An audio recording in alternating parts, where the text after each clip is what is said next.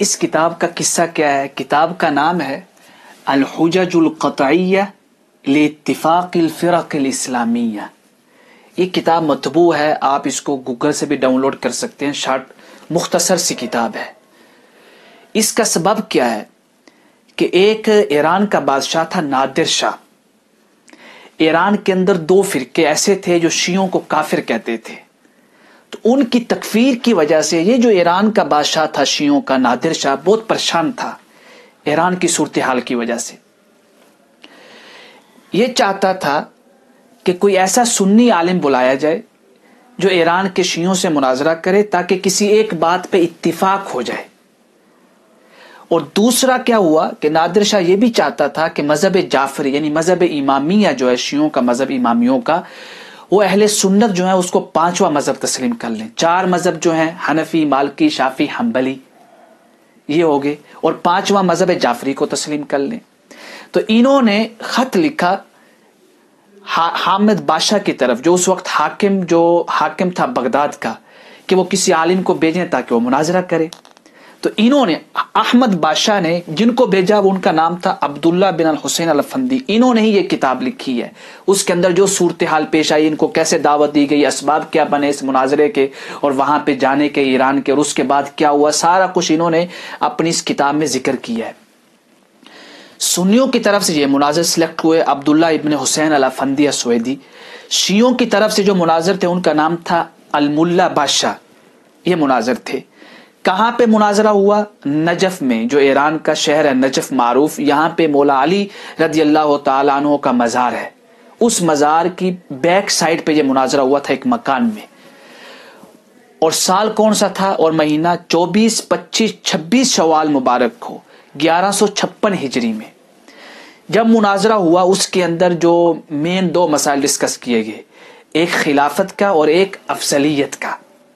بڑے پیارے طریقے سے انہوں نے رد کیا ہے شیعیت کے دلائل کا.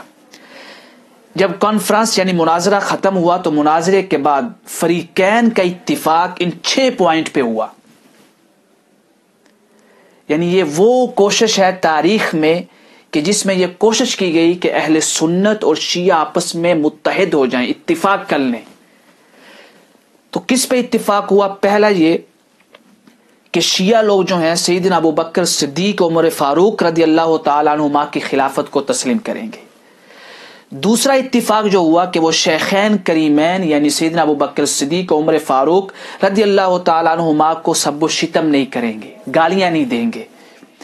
تیسرا کیا اتفاق ہوا کہ تمام صحابہ عدول ہیں.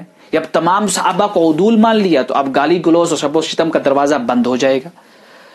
نمبر 4 چوتھا پوائنٹ کیا تھا جس پہ اتفاق ہوا کہ متع حرام ہے.